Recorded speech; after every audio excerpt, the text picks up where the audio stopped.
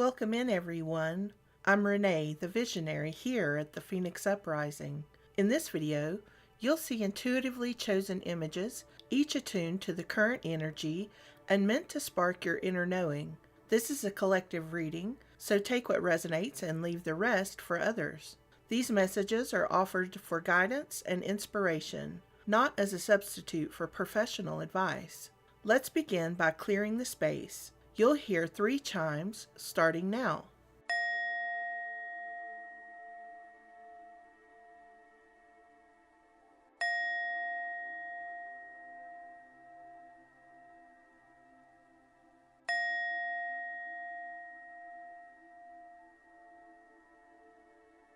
If you have a question for Source, offer it to the universe and be ready to receive with an open heart and mind. All right, let's begin. I'm seeing the falcon and the Humboldt squid. The falcon is the fastest animal on Earth. They can spot prey from miles away. I feel like you too can spot bullshit from a mile away, right? They also have something called the terminal tooth, which allows them to sever the spinal cord during their attacks, or essentially give a kill shot. I feel like you immediately call out someone's behavior or deliver a kill shot.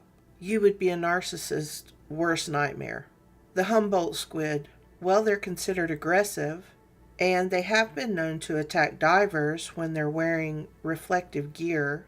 They change color rapidly to bright red when they feel threatened.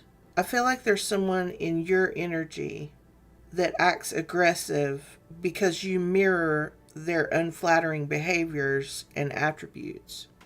I'm hearing playing games and collateral damage.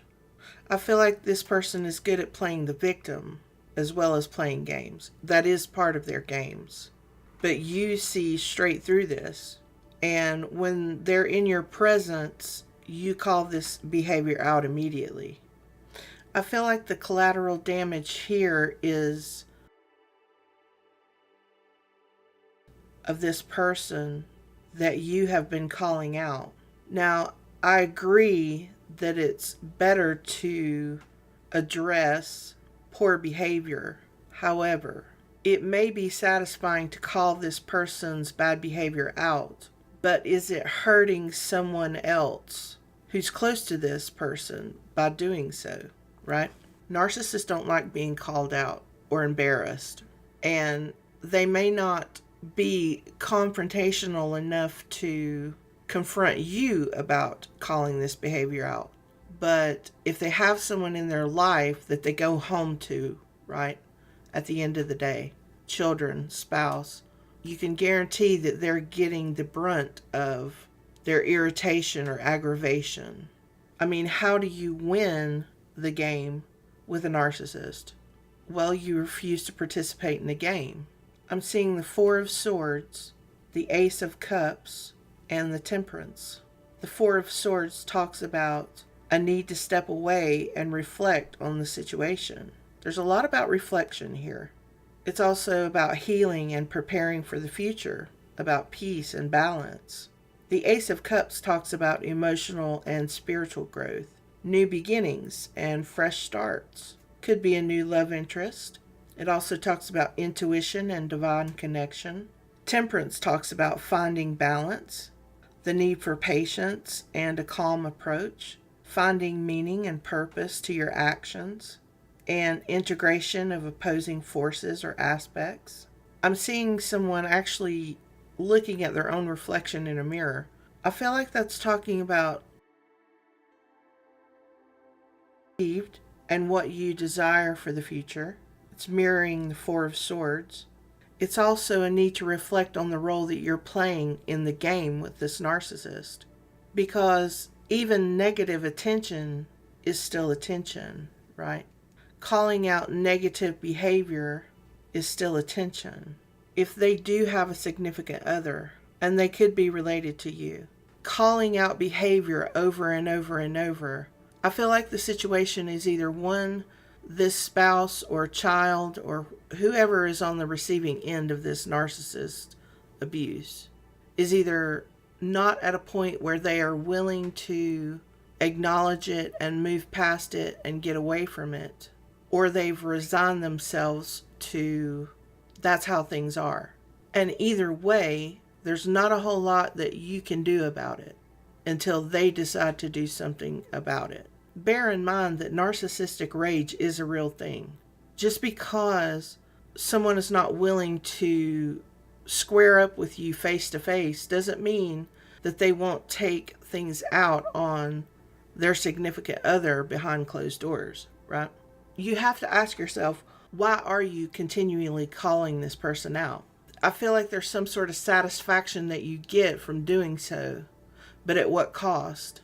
I do believe it's important to call out bad behavior, but if all parties are not willing to do something about it, to remove themselves and stop playing the game, you could be making things worse for someone that you love. And you have to ask yourself, is it worth it?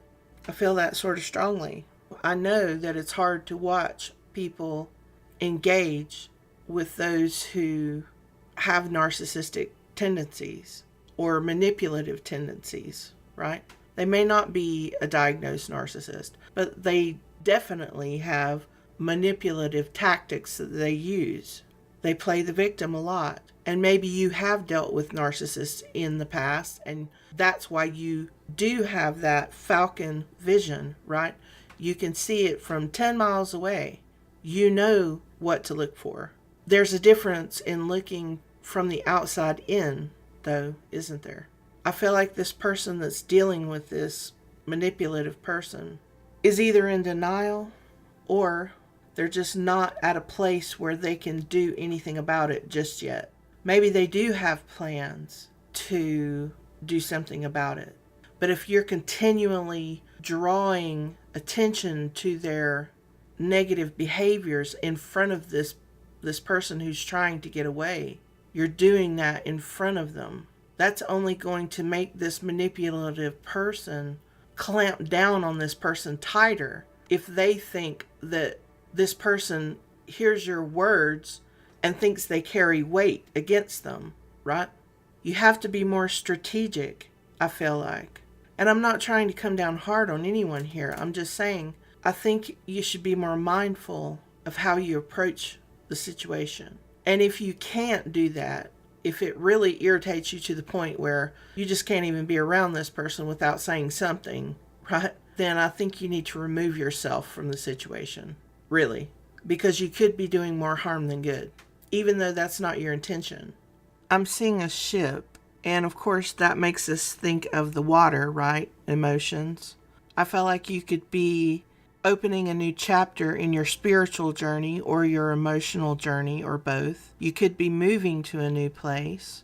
Thought catalog. I feel like it's time to take stock. What is truly important to you? What are your recurring thoughts? Are those thoughts serving your highest good? I hear wake up and smell the coffee. Every thought and action counts. What you're giving energy to right now will soon manifest into your reality. Is it beneficial to you? I'm hearing money from an unknown source coming in. That's good news. I feel like you are going to be moving away from this situation because, well, it's not serving your highest good. You have called this person out enough in front of others that, one, people who have eyes to see and ears to hear, right, have gotten the message. And two, those that haven't, and there's not much you can do about that until they do. I feel like at this point, not only could you be doing more harm to someone else that's also in the situation, in fact, even closer to the person that's manipulative, but it's also not doing a whole lot of good for your mental health either. It makes you reactive and it triggers you to be around this person because there are things in your past that remind you of this person, people in your past that remind you of this person. I feel like this is the emotional journey that you need to be focused on because, like I said, any negative attention is still attention to someone like this. You're feeding that monster, right? And possibly causing conflict for someone else. Unintentionally, I feel like. This money that's coming in from an unknown source is going to help you move things along, because I feel like you actually do want to move, like a physical move. Now, this could be from investments. This could be from, well, just the universe strategically moving things around in such a way that you will have the money to do what it is that you want to do, right? Every thought and action counts. What you give your energy to is what is growing. You have to be mindful. Are you sowing weeds or are you sowing fruit? What do you want to harvest? I'm seeing comfrey. Comfrey traditionally has been used for wound healing and also inflammation relief in the form of salves.